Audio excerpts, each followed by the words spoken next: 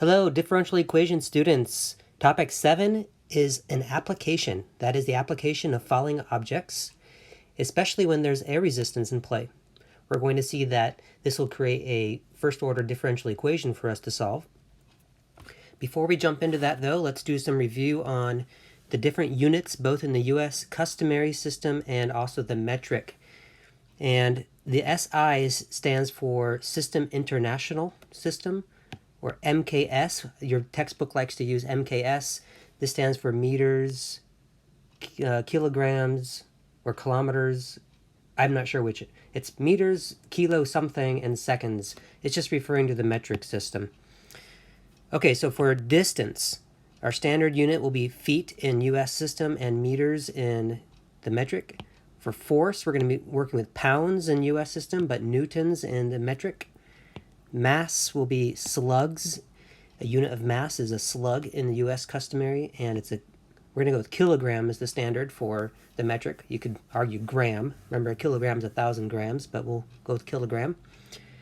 And also the Earth's gravitational acceleration constant on near the surface of the Earth. Now, the further you get from the Earth, the lower it gets. But when you're, near the surface of the Earth, we are approximately constant at 32 feet per second, or 32 feet per second squared.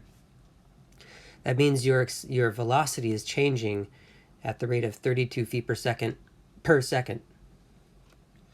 And in the metric system, it's about 9.81 meters per second, or meters per second squared. Now, reading here, the weight of an object is a unit of force. So when you say that you weigh 150 pounds, you're actually giving a force, not a mass. You would have to divide your weight by the gravitational constant, which is 32, and figure out how many slugs is your mass. Anyway, back to reading here. As Newton suggested, the weight or force of an object is the product of the object's mass and gravitational acceleration constant. You might remember force equals mass times acceleration. Note that the mass of an object is distinct from its weight, reading here. For example, an object weighs one amount on Earth, but the same object, the same mass, will weigh less on the moon. Find the weight of each mass below, as measured near the surface of the Earth.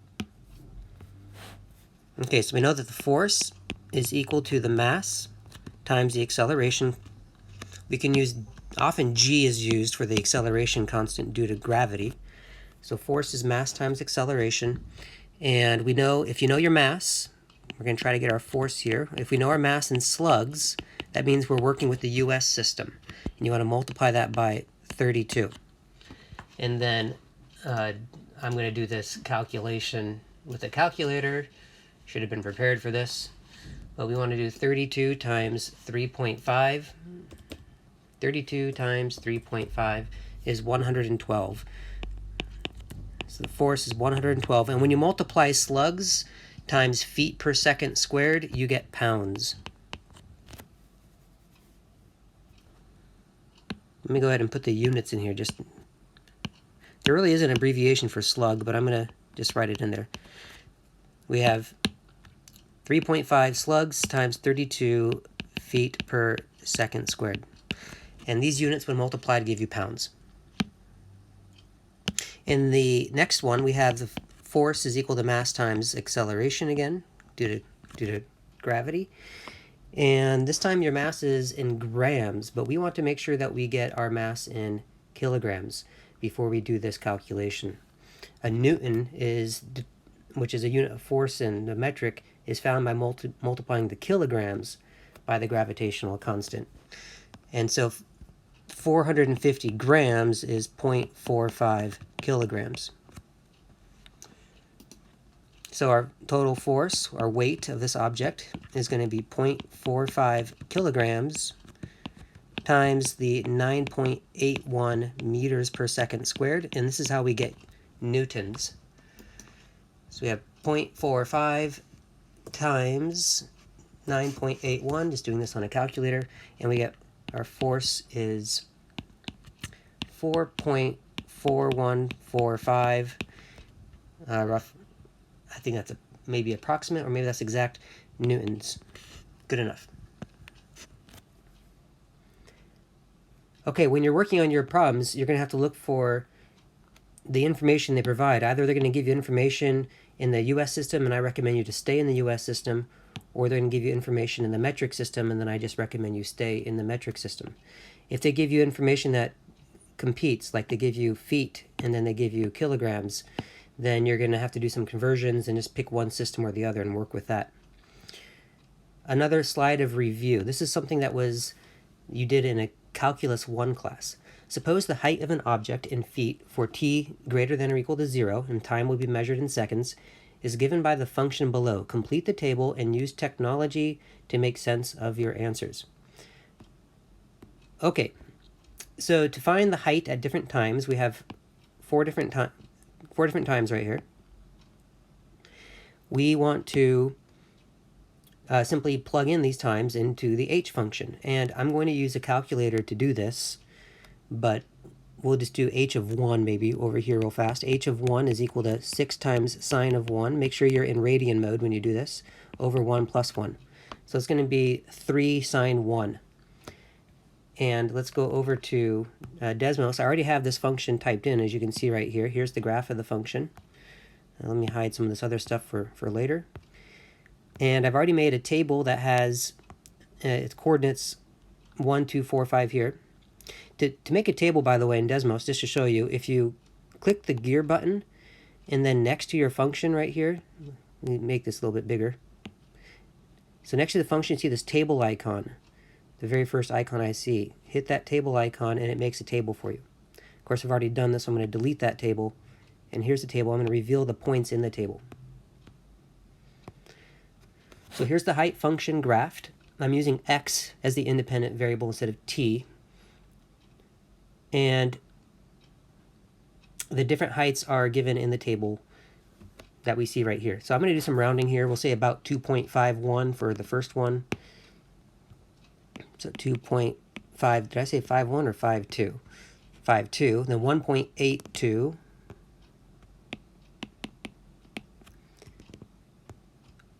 Negative 0.91, we'll say, and negative 0.96.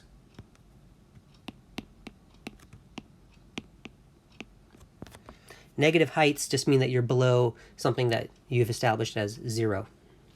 So it's okay to have negative heights. If you think of sea level as 0, then anything under the water would have a negative height, for example. Okay, now to find the velocity, here's where the review comes in.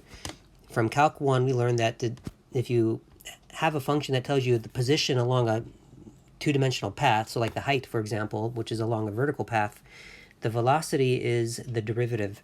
So if I want to find the velocity, I'm going to have to differentiate, find h prime of t. So we'll do the quotient rule. Derivative of the top is 6 cosine t times the bottom minus the top, 6 sine t, times the derivative of the bottom, which is just 1, and then all over the bottom squared. I'm not going to bother simplifying this, although you would, maybe it's not a bad idea to simplify it. I'm thinking how I might simplify it. Nothing's coming to mind. We'll just leave it like this for the time being. But now you would simply plug in these same 4 values into h prime. And I had Desmos do that for us. I have an h prime table here. And I'm not going to reveal these points. That's not very helpful. I just wanted to plug in the 1, 2, 4, and 5 into h prime, and we get the following numbers. I'm going to do rounding to the nearest hundredth again. So 0.36, negative 1.44. So 0.36, negative 1.44. Negative 0.60 and 0.44. Negative 0.60 and 0.44 were the 4 velocities you get when you plug in these 4 times into our h prime function. And for time's sake, I'm not going to do completely the second derivative. I just don't want to do the quotient rule all nasty, but I trust you would be able to just do the quotient rule again. I'm going to say you do this.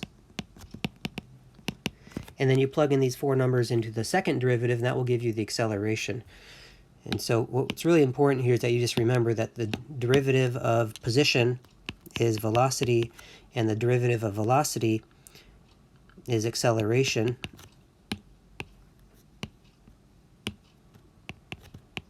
which is the second derivative of position.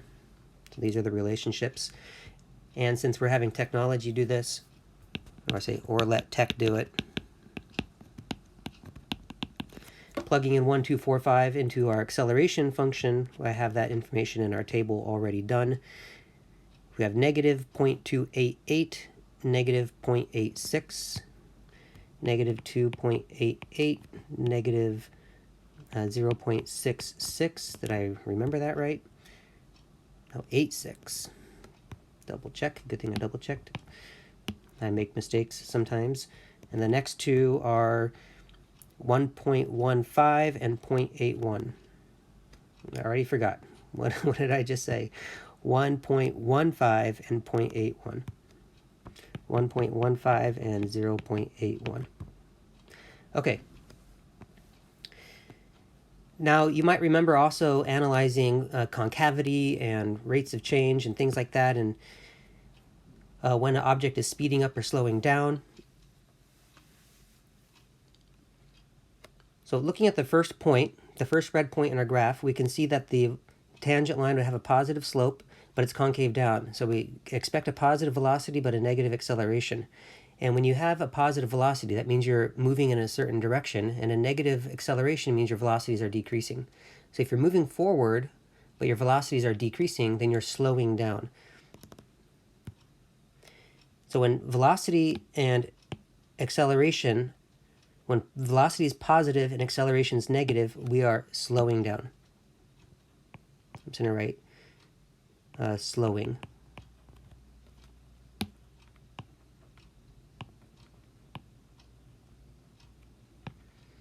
And I'm going to write down as well, just to be consistent. We're slowing down at this time. Look at the next point. The next point, when t is 2, it's still concave down at that point. We're going to have a negative acceleration, but we also have a negative velocity. It's like we're going backwards now, and our velocities are still decreasing. That means they're negative, but getting more negative. So we're actually speeding up, even though our velocities are getting more negative, even though our acceleration is negative. We are speeding up. It's like being in the reverse in your car, but hitting the gas. That would mean you have a negative velocity and a negative acceleration, and you're just getting faster, but going backwards. So we're still, so we're technically speeding up in this case.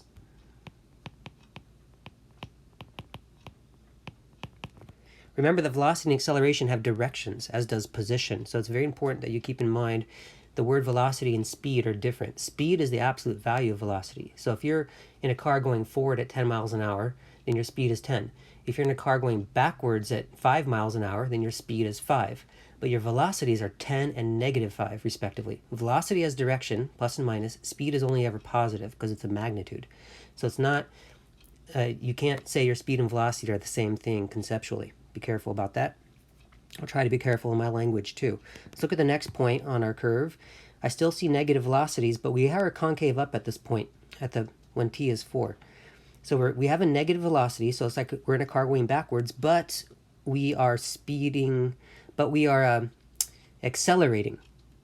So it's like we're essentially rolling backwards in a stick shift, but we're trying to engage the gas to go forward, and so we're going to slow down to a stop and then accelerate forward. But we still say we're accelerating even while we are slowing down. Because if you're going backwards and slowing down, that means your velocities are increasing. So we should say you're accelerating. So it's a weird thing to say that you're accelerating while you're slowing down, but that's the fact. If your velocities are increasing, then you are accelerating. But because your velocities were negative, to increase that velocity means you're going to get closer to 0. So it's going to feel like you're slowing down. So here, even with a positive acceleration but a negative velocity, we are in fact slowing down, even though we are accelerating.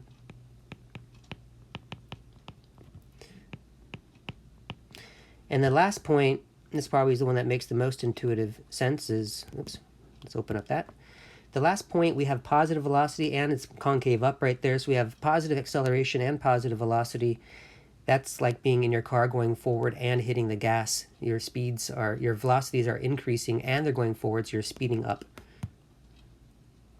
All of this is just to remind you that you have to be very careful in the language you use. Oops, speeding up, not down. When you're describing the motion when positive and negatives are at play, when you have forwards and backwards motion, etc. Really what it boils down to is if your velocity and acceleration are opposite sign, then your object will be slowing down. It'll be getting closer to a standstill. And that happens at time 1 and time 4. The velocity and acceleration are opposite sign. When they're the same sign, that means our acceleration and our velocity are compounding each other and you'll be speeding up. When they're both negative, you'll be speeding up and going backwards, like being in reverse and hitting the gas. And when they're both positive at like time 5, it means you are going forwards and hitting the gas. So you're going faster and faster, but forwards. Okay, I hope that shakes off the dust on those notions. Let's do this next review topic. Newtonian physics suggests that force is the product of mass and acceleration. Suppose a force of -6 newtons is applied to an object with a mass of 3 kilograms. Find the acceleration of the object. All right, so again, we're going back to this force equals mass times acceleration. And force can be negative, so you have to establish, especially when you're doing motion along a two-dimensional path, your force is either pushing you in one direction or the other direction. So you could establish a positive and negative direction, just like for position, velocity, and acceleration. Same thing is true for force.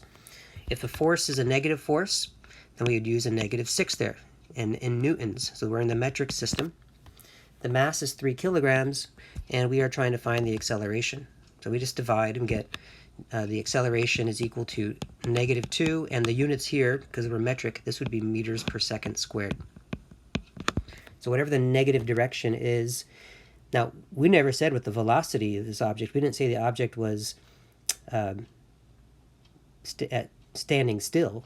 Maybe the object was currently in motion going in the positive direction, and we are now going to apply a force in the opposite direction that's going to cause a deceleration, and eventually the object will come to a stop and then speed up but going backwards as that force continues to be applied. If the object was already going in the negative direction and then you apply a negative force, then you're going to speed up the object by decelerating it. And when I say decelerating, I mean the velocities are getting more and more negative, which is a speeding up but a deceleration. Accelerate and decelerate implied essentially every time the acceleration is negative, I'm going to say decelerate. And whenever the acceleration is positive, I'm going to say accelerate. And they are not synonymous with saying speeding up and slowing down. It depends what your velocities are when you accelerate or when you decelerate. All right, keep going. So let's do our first application, but this one has no air resistance. So really this is still a review. Depending on your teacher, your class, you maybe did this in Calc 1 already. But let's say you throw an object straight upwards at a speed of 80 meters per second. So right there, we're working in metric system from an initial height of 6 meters. Find the following. A model of the object's height as a function of time. And we're going to do this by hand. And then we'll do technology for the next two parts. But let's do part 1 first. Now, we know that the force, the total force, I'm going to do F sub t, the total force acting on this object, since there's no air resistance, the only force acting on it is the force of gravity. Later, we're going to see that when there is air resistance, we're going to have an air resistance force as well acting on the object. But in this case, with no air resistance, that part is not there. So the total force, according to Newton, is going to be mass times acceleration. So the mass times the acceleration of the object will equal to the force exerted by gravity. Now let's say that going down is the negative direction and going up is the positive direction. We're going to be consistent like that. And so that means that the force exerted by gravity is actually negative, and it's negative m times g.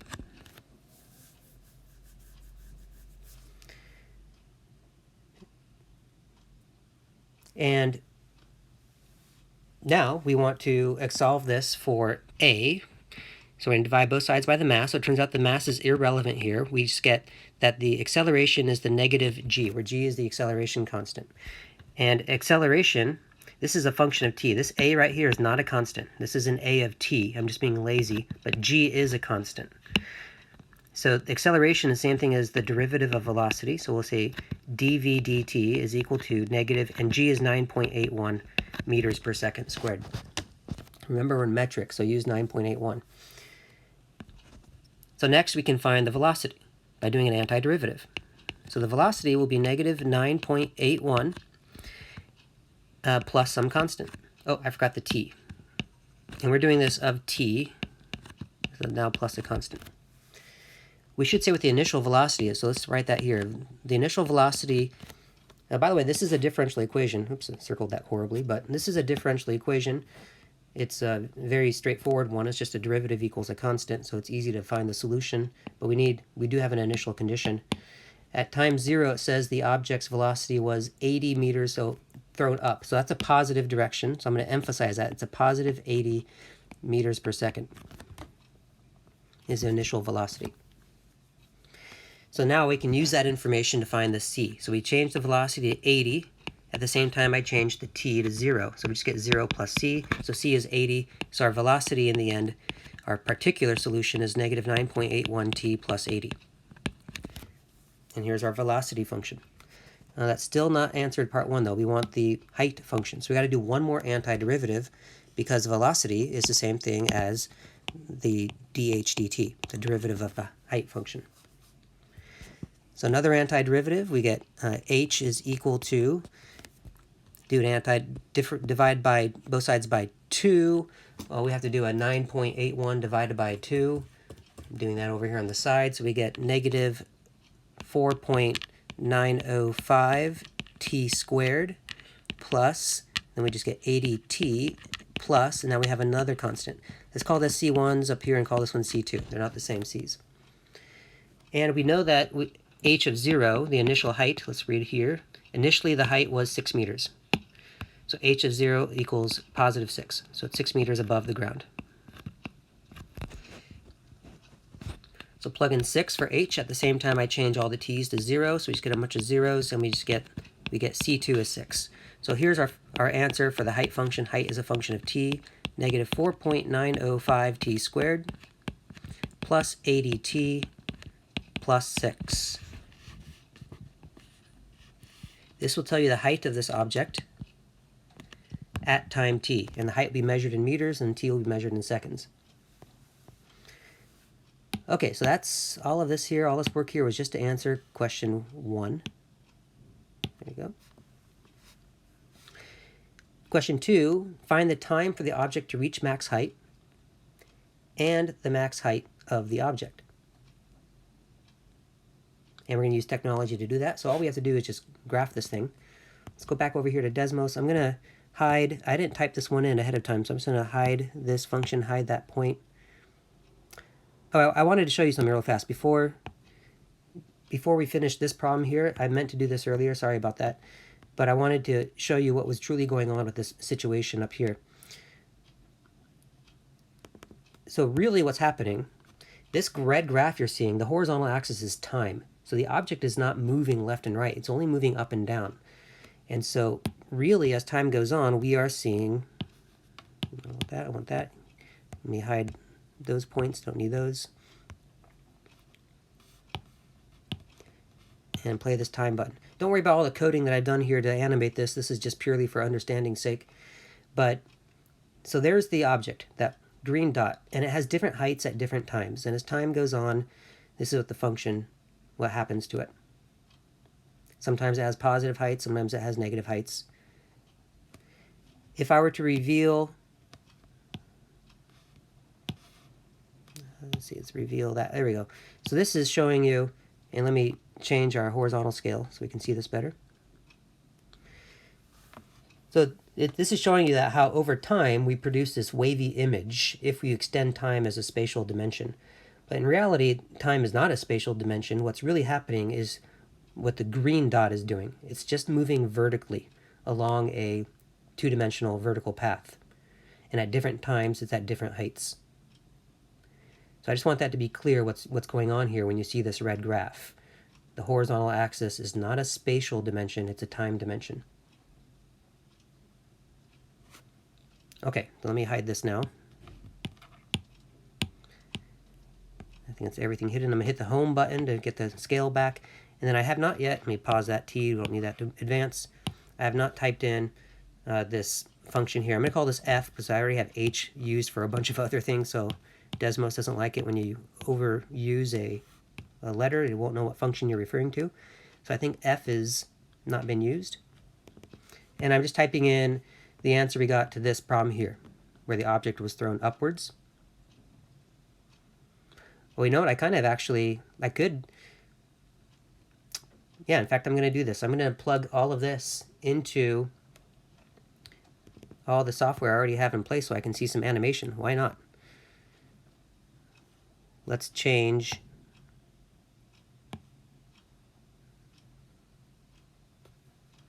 I was debating calling it something different, but I'm just going to go here and rename this H function something else. These tables of data I'm going to get rid of for right now. There we go. Okay, so H is equal to, we had, better make sure I type this in right, negative 4.905 t squared, and I'm using x for the input here. We have negative 4.905 x squared. Okay, that's the first part, plus 80x plus 6. Get back right where I belong, right there. There we go. Plus 80x plus 6. And then let's reveal it.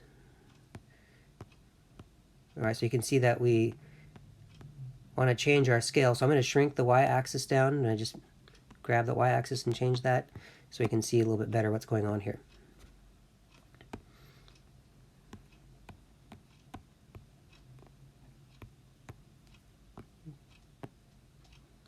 Okay, so this object gets pretty high before it turns around. I think we're at a good zoom level now. Desmos does several great things that are really nice for us. It finds all of these points of interest, the maximum and also the intercepts. This is going to be the data we want to use to answer the question, but let's also animate this. I'm going to hide that graph, and since this already is all programmed here, don't worry about duplicating what I'm doing here, but this is just going to be for fun. I want to reveal this, this, I believe, and that. So here, this gives you a sense for what was happening here as time went on. Now, clearly, this is showing the object go through the floor, and that when it happened, we'd want to stop the time wherever the red graph had a intercept, which is at 16.385. So I'm going to change my time to stop at 16.385. 16.385, 385. There we go. So now it'll, wait, what did I just, why did that not take? Did I not do this? 16.385. There we go. Now it should stop when it hits the ground. Okay. So the red graph is showing you the object in time. It's very easy for a student to think that the object was thrown off to the side, like you're trying to throw it to someone on the opposite side of a field, but that's not what's happening here. This object was thrown straight upwards. So it's the green dot that is the object. The red graph is just showing us what happens over time, and it helps us figure out the time when the object hits the ground, etc. So I want that to be clear. When you're graphing these things, you're seeing the horizontal axis is time. And the object really just went straight up. Okay. Now let me hide all these things again and go back and just show this h of x graph. Click on it and get these points of interest. So we're supposed to find the time it takes to reach the max height and the max height. Well, the 8.155 is the time it takes to reach its max height, and the 332, we'll say 8.155 is the time. So question 2 was find the time it takes. So max height of at t equals, and it was 8.155 seconds. Sometimes I just don't remember numbers very well. There we go. I'm a math teacher too. 332.2 we'll say is the max height. 332.2 meters. 332.2 meters at, okay, and then the other component was, let's see, make sure we're answering the next question. The last question here is find the time for the object to hit the ground. Let's circle our answers, be consistent here. Find the time for the object to hit the ground and the velocity on impact. Okay, so the time it takes to hit the ground is the 16 figure, but the velocity is not the 0, that's the height. So we got to figure out what the derivative of this h function is at 16.385. Well, that's the seconds. So it hits ground at 16.385 seconds, and the velocity at that time, so you just plug 16.385 into the velocity function, and since we have h defined, let me insert a line right here.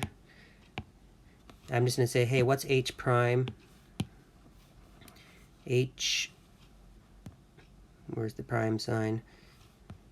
Well, I had to hunt for that. H prime, there it is. H prime of 16.385. Okay, am I getting all these numbers entered correctly? Yeah, h prime of 16.385 is negative 80.74, we'll say. Negative 80.74. And this would be meters per second. Okay, negative because, that was a weird 0. Negative because the object is going down on impact. And this would be our answer to question 3. Okay, I think we've done everything for this one. This was no air resistance. So all of the differential equations involved are rather easy. This is just a derivative equals a constant. This is a derivative equals a linear function. Very easy to solve these particular differential equations. Now let's introduce the air resistance. An object has a mass of 5 kilograms, so we're still in the metric system, is dropped from a height of 200 meters, so metric system. Dropped from rest. Okay, that's important. That means the initial velocity is 0, because it is dropped from rest. That's a key phrase there. The force due to air resistance is proportional to the velocity of the object and is 20 newtons when the speed is 10 meters. So you get more air resistance the faster this is going. Now, when they say something like the force due to air resistance, let me write this here. F sub capital R will be the force due to resistance, is proportional. That means it's equal to some constant, is proportional to the velocity. So it's equal to a constant times the velocity. This is what it means to say that A is proportional to B, that A is equal to KB for some constant K. And they give us more information so we can figure out what the K constant is. You know, different shaped objects will have different amounts of force due to air resistance at a fixed speed. Like if something has more surface area, it's going to experience more resistance, for example. So different objects have different constants of proportionality here. But this particular object experiences a force resistance of 20 newtons when the velocity is 10 meters per second. Make sure all your units are the standard units for this. So if this was centimeters per second, then you want to convert that to meters per second. If this was grams, then you want to convert that to kilograms, for example. And if this one was feet, you're going to want to convert that to meters. So we're back in metric. Anyway, so we have K equals 2. Now this has a weird constant of proportionality because you would take the force, the unit for force. If I kept all the units in here, then it would be newtons divided by meters per second. Or you could say it's 2 newton seconds per meter. It's a weird unit, but that's the unit for our constant of proportionality. I think you're going to see some constants of proportionality in your homework given with this unit attached. Okay, so we know that the force due to air resistance is 2 times the current velocity. As v gets higher, then so does the resistance. So our total force, let's go back to our model. Our total force acting on this object is going to be the force of gravity plus the force due to air resistance. And I'm writing small because I know this is going to take up a little bit of space. So the total force on the object is going to cause a mass, or it's going to equal to mass times acceleration, Newtonian principle. Force due to gravity is negative mg, like it was before. And now we're going to add this 2v, right? Because that's what our k we just found is 2. So 2v is going to be our force due to air resistance. Now you have to be careful here about signs. If v is positive, so if the object is going up, then the force exerted on it is causing drag. It's a negative force. It's trying to push back down on the object. In fact, the resistance force should always be in the opposite direction as the current velocity. So if the velocity is negative, the resistance force will be positive. But if the velocity is positive, the resistance force should be negative. It should always be in the opposite direction of velocity. Otherwise, it wouldn't be a resistance. Which means that we want the force to be negative when v is positive. So we need this to be, this is actually a negative, add a negative 2v, or just do subtract 2v. Let's just double check. If v is positive, then this force is negative. This is exactly what we want. When v goes negative, imagine that v is a negative number, then this calculation will be a positive number, which is exactly what you want. So we need to have minus 2v here. That's very important. Now I'm going to divide everything by the mass and change the g. What was the mass? The mass was, there it is, 5 kilograms, and we're in metric system, so the g is going to be 9.81.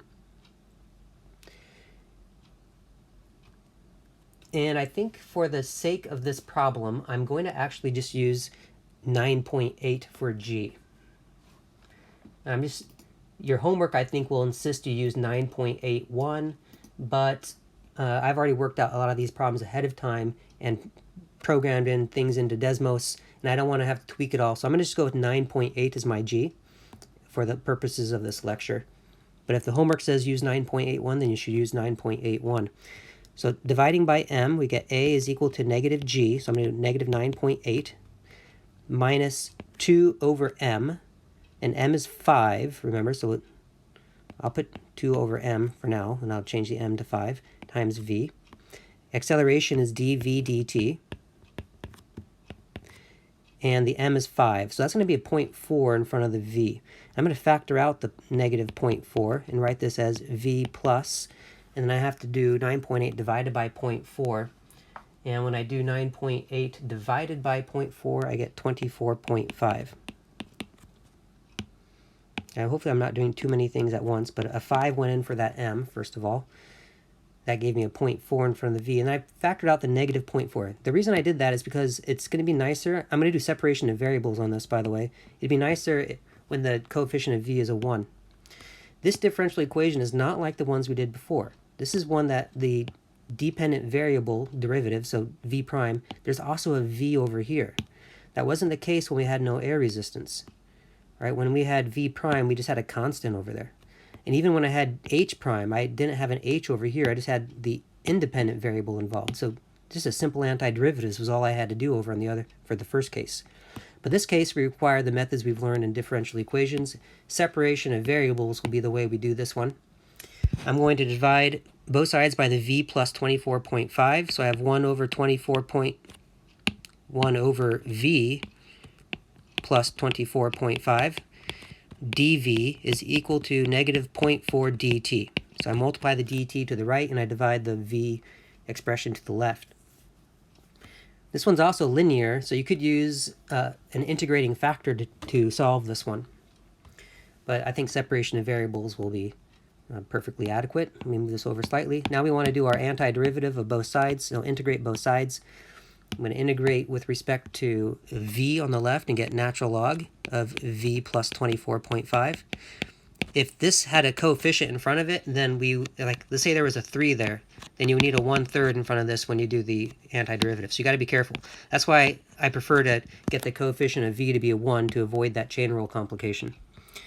The other side is negative 0.4 t plus a constant c.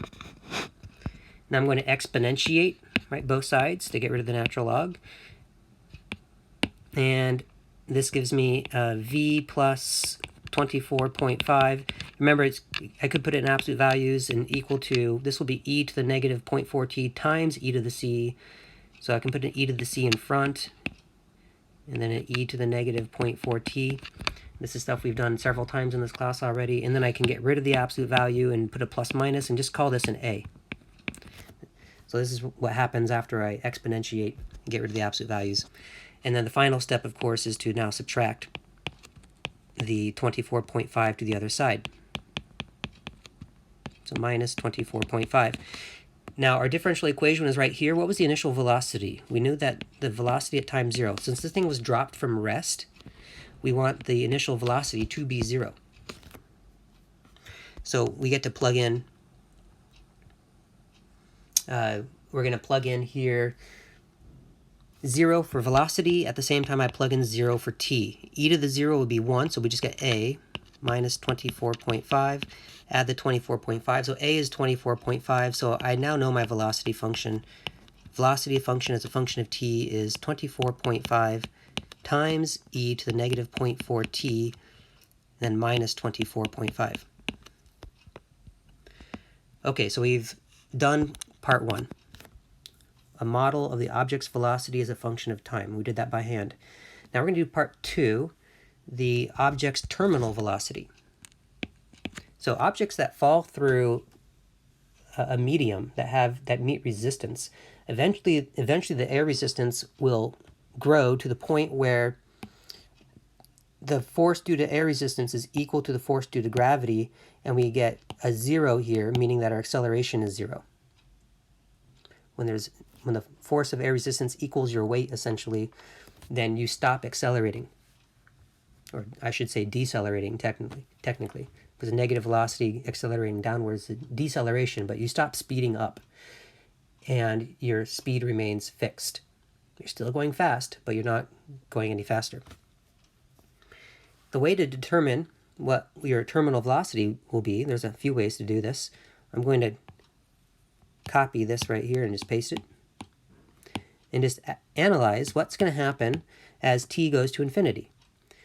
We have e to the negative 0.4t. That's the only t in our expression here. And as t goes to infinity, then this part here, it would be like e to the negative infinity. And e to the negative, like, let me do 1,000. This really just means 1 over e to the 1,000, which is 1 over a huge number. It's essentially 0.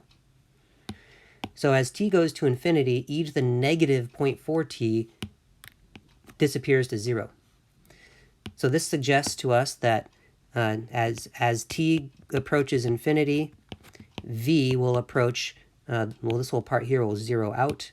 You'll just get this number right there, negative 24.5 meters per second. That's our terminal velocity. This is as fast as this object is going to get speeding towards the ground. The other way to do this was to take the differential equation. Where is it? Right here. Take the differential equation and just when you hit terminal velocity, your dv dt is 0. Your acceleration is 0 when you hit terminal velocity. So you can do the following instead. You can, let's go a different color here. You can plug in 0 for the derivative, for dv dt, but your acceleration is 0. That gives you 0 is equal to negative 0.4 v plus 24.5. You can divide the negative 0.4 away safely and then subtract the 24.5, and you get the same answer. So either one of these is a way to get that terminal velocity that we're after. Okay, let's do our pattern of circling our answers to these different questions. Question 3, a model of the object's height as a function of time. Okay, so now we got to go and get height. So question 3. So the velocity is the derivative of h. So we have dh dt is equal to this velocity, which is 24.5 e to the negative 0.4t minus 24.5. And to find h, we notice there's no h's over here, so I don't need to separate variables or anything. Well, I mean, I could just move this dt up there and then integrate both sides. It's a simple antiderivative. We'll get our h. H is equal to, we have to divide 24.5 by another negative 0.4. That's going to turn it into negative 61.25 is the new coefficient, e to the negative 0.4t. minus 24.5t, and then plus a new constant. And if I call this constant 1 over here, just to avoid using too many c's, I'll call this constant 2. And now we know that h of 0, so what was the initial height? Well, we got to go back to the prompt. The initial height was 200 meters. So the initial height is 200. So plug in 200 for h. At the same time, you plug in 0 for all the t's. We have a negative 61.25 e to the 0, so that's just negative 61.25. The middle term goes to 0, and we have c2. And then solve for c2. So we get c2 is equal to 261.25.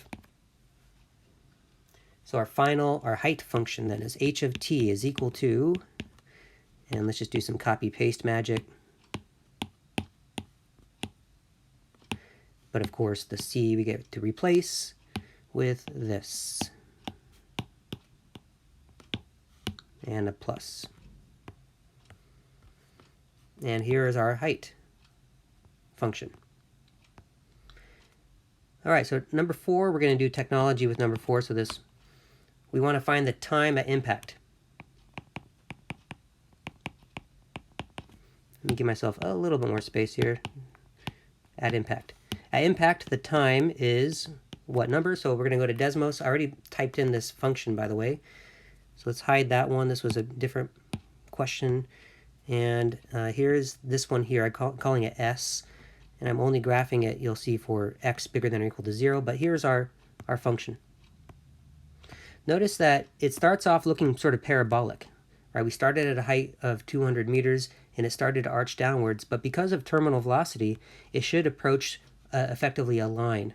It should get to the point where it just approaches the terminal velocity, so it's just going down at the same rate.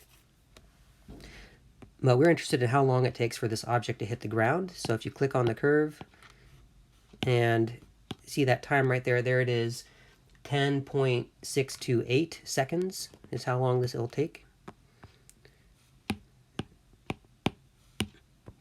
10.628 seconds. And the velocity at that time,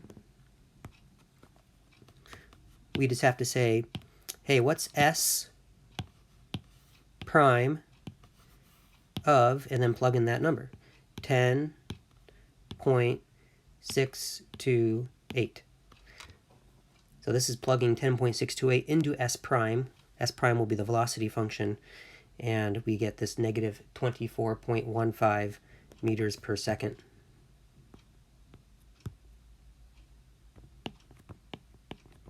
Negative 24.15 meters per second. Okay, so notice that it didn't quite have time to get to its terminal velocity. In fact, it never actually gets to its terminal velocity. This is just a model.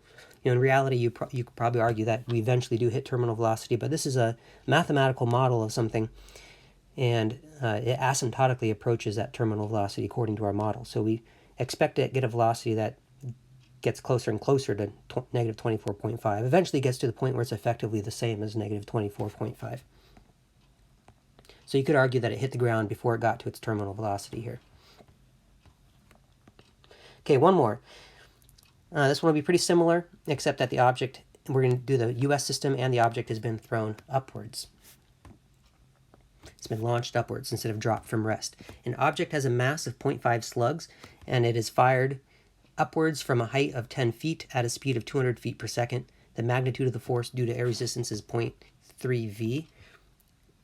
Actually, your notes will have a 0.4 v here, not a 0.3. And find the following. A model of the object's velocity. So the first two things look pretty much the same. We're not worried about terminal velocity in this one. Let's just do question 1. Let's start with our, notice the force due to air resistance is given to us, and it puts it in an absolute value. Let's talk about that real fast. Notice it calls it the magnitude of the force. When it says the magnitude of the force, it's saying that it's the positive answer for the force, regardless of which way the force is being applied. So when I say, hey, what's the magnitude of 3? You say 3. When I say, what's the magnitude of negative 3? You say 3 still. So to ensure that this is a magnitude, they put the v in absolute value, because v could be negative, but we want the magnitude to always be positive. So this is just being presented in a slightly different phrasing. And we're going to begin by still saying that our total force acting on this object is the force due to gravity plus the force due to air resistance. So our mass times acceleration, which is what force, the net sum of the forces on the object will be its mass times acceleration.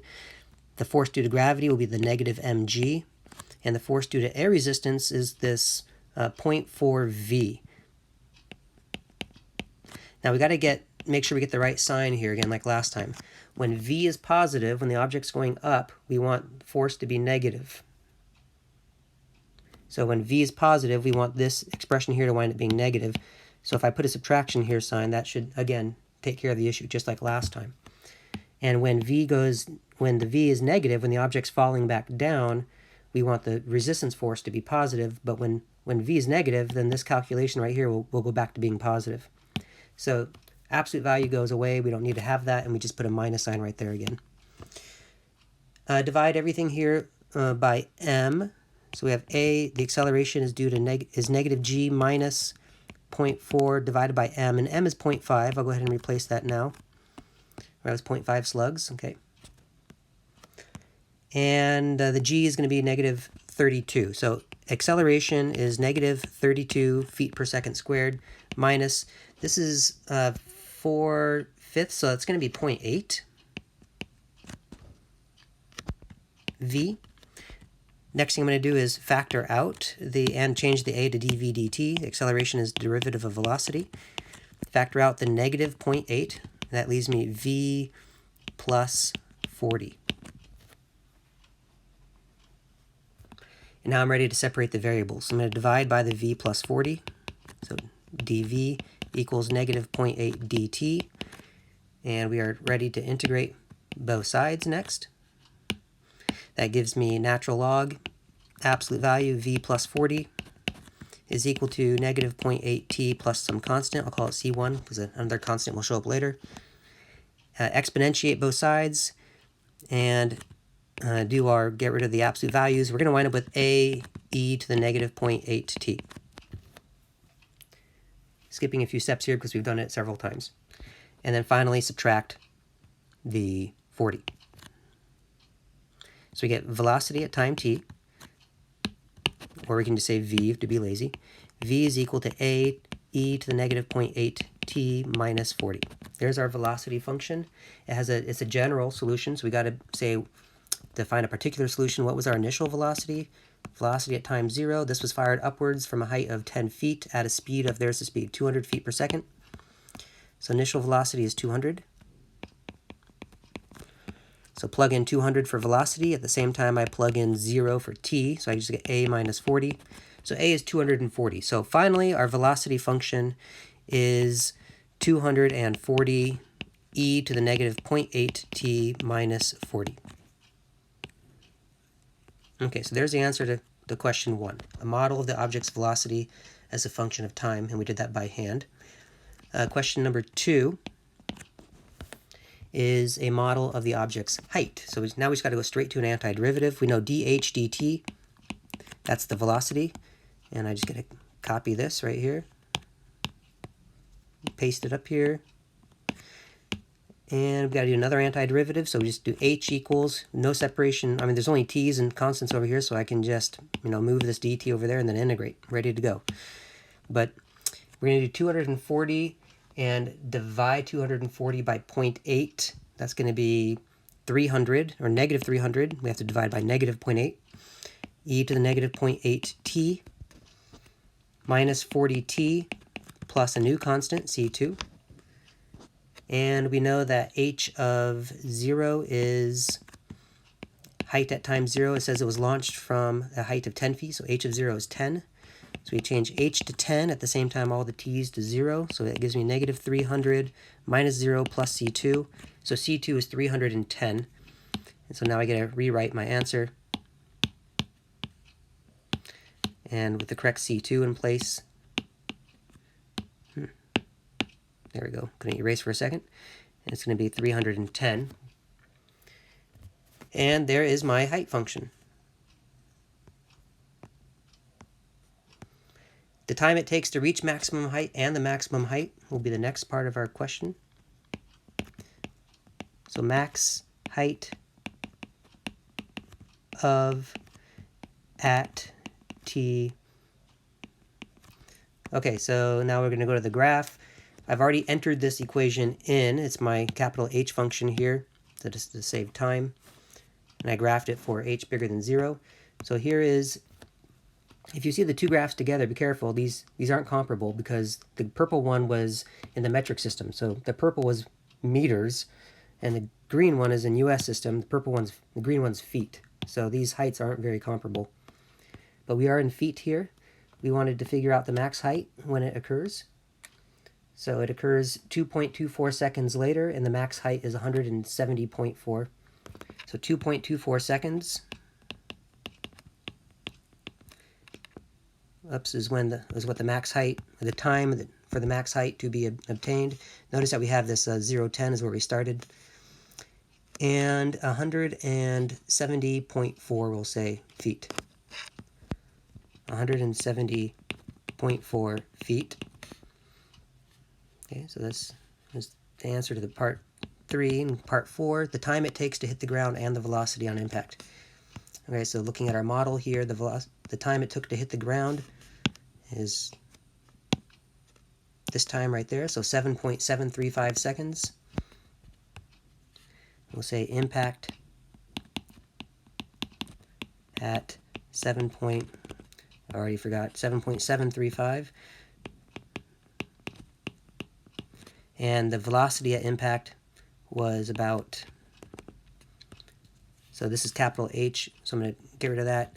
Let's just say, okay, capital H prime, there we go, prime, not comma, of 7.735. Is that what I entered?